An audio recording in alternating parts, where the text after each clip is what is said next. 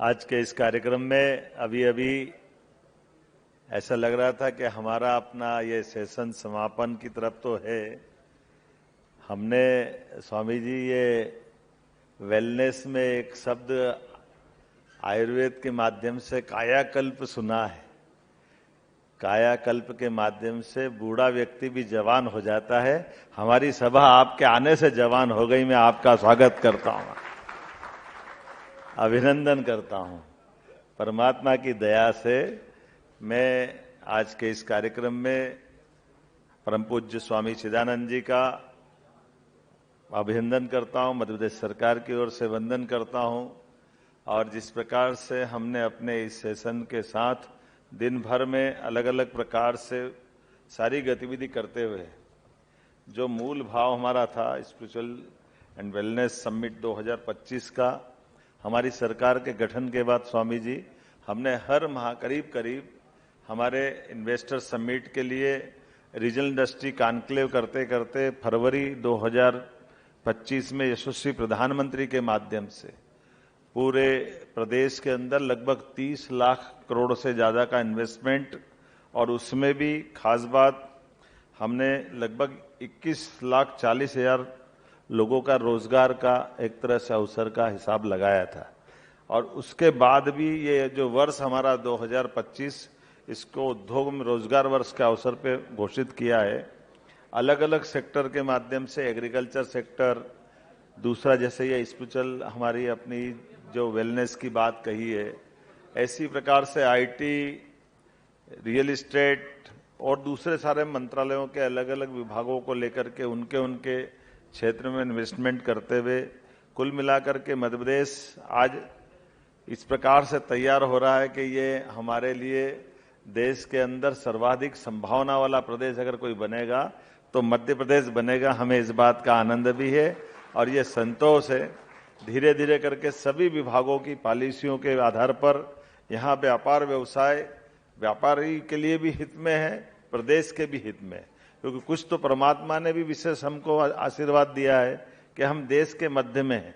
जब देश के मध्य में है तो स्वाभाविक रूप से यहाँ ट्रांसपोर्टेशन की दृष्टि से जो आने जाने के लिए व्यापार व्यवसाय की जरूरत होती है, वो सारी चीजें भी बहुत सरलता से हो सकती है। इसी के साथ साथ हमारी एयर कनेक्टिविटी, अभी 2 दिन पहले ही माननीय प्रधानमंत्री जी ने हमारे 2, 7 और 8, अब हमारे पास 8 एयरपोर्ट हुए हैं। एक तरह से धीरे धीरे बढ़ते हुए और आने वाले समय में और आगे बढ़ते हुए रेल लाइन का और एनएचए का तो इतना सारा काम है कि चारों तरफ से हम अपने देश के अंदर जुड़े ही हैं। लेकिन हमारी राज्य की भी पॉलिसियां इतनी अच्छी बनी है जो व्यापार व्यवसाय को बढ़ावा देने के लिए सब प्रकार से।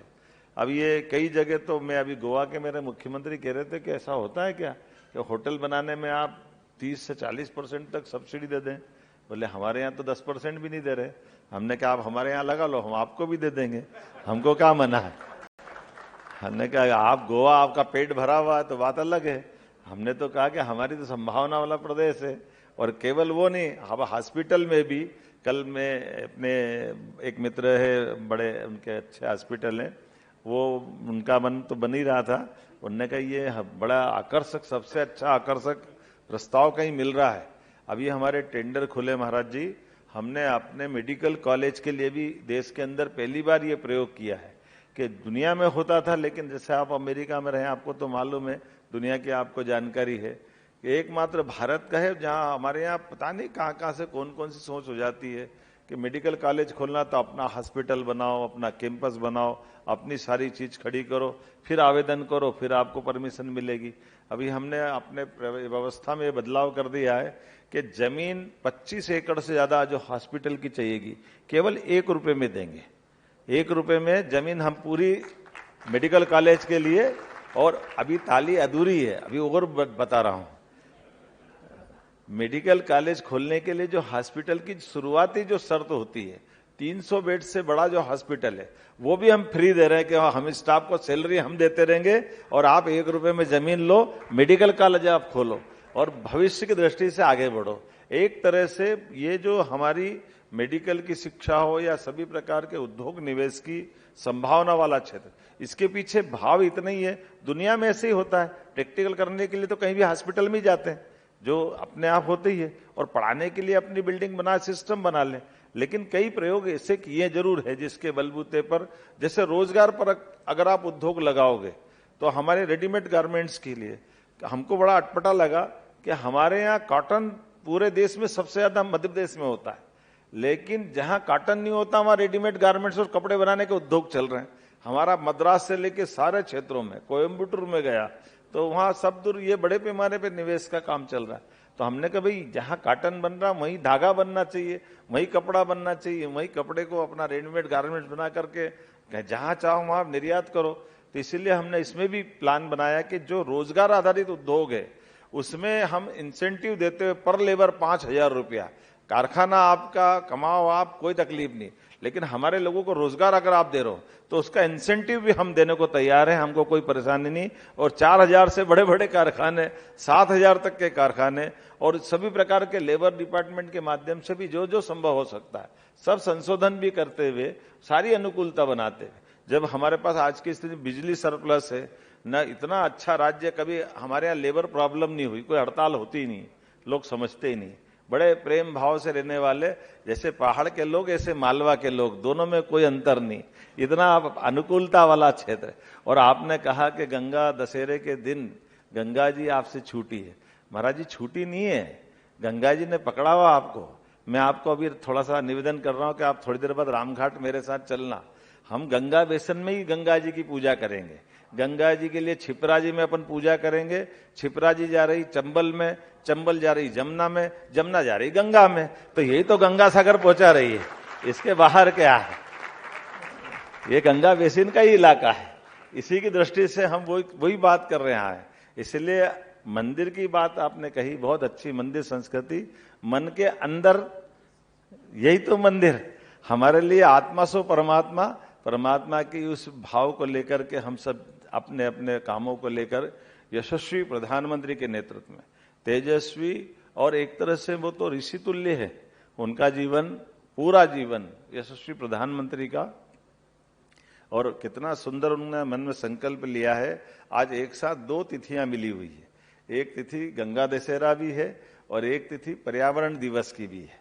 अब ये पर्यावरण दिवस में थोड़ा जरूर प्रश्न आता है, पर्यावरण की दृष्टि से जब बात चलती है तो जगदीश चंद्र बसु ने पहली बार रॉयल सोसाइटी लंदन के अंदर वैज्ञानिकों के बीच में ये सिद्ध किया था कि हाँ, इन पौधों में प्राण होते हैं। सारे वैज्ञानिकों ने ताली बजा करके बहुत अभिनंदन किया, और जब उनने सिद्ध किया और उसके आधार पर उनका सम्मान भी किया, और इस बात से आनंद से कि भाई आप भारत में जाओगे तो आपको कंधे पे बिठा के नाचेंगे लोग, इतना बड़ा काम आपने कर दिया। मैंने कहा नहीं, भारत में कुछ नहीं होने वाला है। तो उन्होंने कहा भारत के लोग समझते नहीं है क्या? तो बोले नहीं, भारत के लोग तो पहले से मालूम था पौधे में प्राण है, तो आपको नहीं मालूम था, आपको बताने आया। ये भारत के हमारा इतना अंतर है, क्योंकि ये कई सारी चीजें जो अतीत के काल से हमारे ऋषि मुनियों ने हमको बताई हुई है, आज दुनिया सीख रही है, समझ रही है। जैसे कोविड ने हमको प्रणाम करना सिखा दिया, नमस्कार करना सिखा दिया, दुनिया सब आज नमस्कार का जो महत्व बताना नहीं चाहिए। लेकिन मैं मान के चलता हूं, आज इन्वेस्टर समिट जब हमने किए तो बहुत अच्छे उत्साहवर्धक परिणाम भी आए। जब यहाँ हमारे बीच महाराज जी ने स्वयं ने कहा है, 2 ही ज्योतिर्लिंग तो हमारे बीच में है, एक ओंकारेश्वर, एक महाकालेश्वर, और दोनों जगह आपने घोषणा कर दी, इससे अच्छी क्या बात है। मैं महाराज जी का भी अभिनंदन करता हूँ, चिदानंद जी महाराज जी का, जिनने वेलनेस सेंटर खोलते हुए अपने यहाँ दोनों नर्मदा जी और छिपरा जी के किनारे प्रतिदिन आरती भी करेंगे। और जैसे आपने कहा कि हमारे वेलनेस के लिए मूल भाव अपने स्वभाव को बदलने से है, बीमार को अच्छा करना नहीं, बीमार न होने देना। ये जो प्रयास है, ये जो हमारी चिकित्सा पद्धति है, ये जीवन शैली में आती है, और जीवन शैली से हमारे व्यवहार तक और आचरण व्यवहार से हमारा अंदर का भाव बनता है। मैं मान के चलता हूं कि आपके संकल्प के साथ कुछ और बड़े यहाँ ऐसे ही हमारे देवतुल्य आज के इन्वेस्टर बैठे हैं, डॉक्टर भंडारी जी बैठे हैं, लगभग उनने 984 करोड़ का इन्वेस्टमेंट का एक बड़ा प्रोजेक्ट लिया है, आपका भी अभिनंदन। लगभग 400 करोड़ की लागत से सुरेश सिंह भदौरिया जी, आपने भी अपना इन्वेस्टमेंट के लिए यहाँ हमको दिया है। नाम तो बहुत सारे हैं, मैं अलग से बाद में पढ़ दूंगा, क्योंकि मेरा कार्यक्रम 5 बजे तक का था और 5:30 से ऊपर का टाइम 5:45 हो गया। तो मैं मान के चलता हूं कि एक बार फिर ये हमारा जिस पवित्र भाव के आधार पर यह कार्यक्रम हुआ है, न ये केवल उज्जैन का बल्कि पूरे प्रदेश के अंदर का, जहां भी आप इन्वेस्टमेंट करेंगे, सरकार के मुखिया के नाते से मैं आपको कह सकता हूं, हमारे यहाँ पॉलिसी की स्केल है इस तरह से एसेस करना है। और उसके बावजूद भी ये नीतियां तो अपनी जगह है, जिसके आधार पर हम अपनी नीतियों से सबको जो जो इंसेंटिव हो सकता है, जो आपको छूट दे सकते हैं वो देंगे। लेकिन और अच्छा इन्वेस्टमेंट लाओगे तो नीतियों के बाहर जाकर भी हम आपकी मदद करने के लिए तैयार हैं। ये हमारा मन का संकल्प है। सरकार के साथ हम अपने प्रदेश को यशस्वी प्रधानमंत्री के नेतृत्व में नंबर 1 का राज्य बनाने के संकल्प के साथ आगे चल रहे हैं। निश्चित रूप से आज का दिन आप सबको बधाई हो। और उज्जैन में आपका फिर मैं स्थानीय विधायक भी हूं, मुख्यमंत्री तो हूं, यहां से विधायक हूं, और विधायक होने के नाते से एक बार आपका पुनः उज्जैन में भी स्वागत करता हूं, अभिनंदन करता हूं। बहुत बहुत धन्यवाद।